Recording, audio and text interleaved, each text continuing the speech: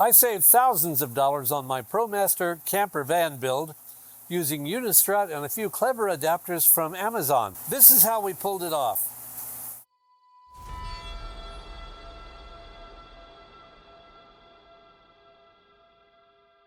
In an earlier chapter of our lives, we had an ambulance. I believe many of you have already seen it, and we've used this Unistrut on the ambulance before. We went and put 6 bolts on each piece of Unistrut up there, which was 12 total penetrations through the roof. We have a Promaster. We did not really want to put 12 holes in the top of this, plus the fact it's not exactly flat. There's ridges and bumps all over it. Turns out that the Promaster has mounting points, and I did not know this before. We'd gone through looking in the catalogs at all of the rack available, and it was anywhere from $1,900 to $3,500 for these racks, and it didn't really give much details on what you could attach and how the cross braces went or anything, so it was kind of a crapshoot. What we ended up doing was we found these adapters that hook into the mounting points and perfectly match up with the holes in the Unistrut.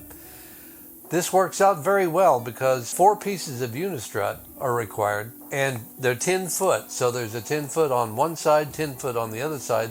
Then the other 2 get cut in half, and 5 feet is exactly center to center on these mounting points. When we originally did the roof rack for the ambulance, we were suffering through the Roni Pony ride, and we were in self-isolation. And it was also in the middle of February, so we were actually up on the roof with our masks on, staying away from any of our elderly neighbors. Wouldn't you know, while we're up there working on it, every one of our neighbors decided to visit and say, "Hey, what are you all doing up there?" We looked like a couple of masked ninjas on the roof, but we were outcast, unclean, don't come any closer. Yeah, we're working on a project. That was memorable. Getting all that stuff up there was lots and lots of fun.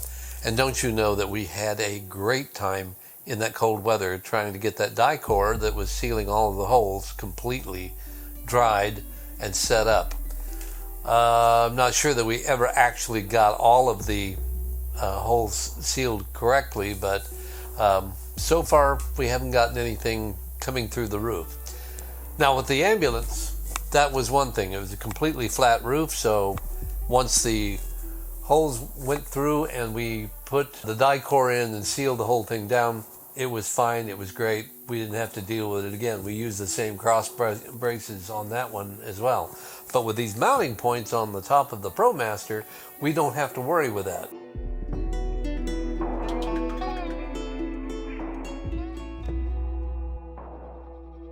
All we have to do is put these adapters in there, which, by the way, are available on Amazon. I'll put a link down below. We bought 10 of them. We actually only used 8 of them because the front 2 mounting points, we didn't get that far over there. That's the territory where the air conditioner sits. In the meantime, we've got these things plugged in and working well. We got the cross braces cut, and once everything was set in and the spacing was done for the solar panels, we found we had enough real estate up there to do the fan in the back and have plenty of room for some other items that we might want to crowd in. So with an air conditioner in the front and a fan in the back, and all the solar panels are in the middle. This worked out great, and it saved us anywhere from it was $1,900 for the low end and $35 for the high end.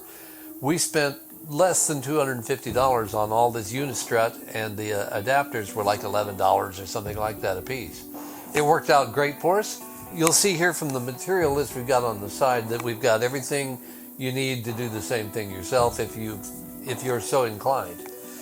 In the meantime, thanks for watching, and we appreciate you stopping by, and welcome to the channel once again.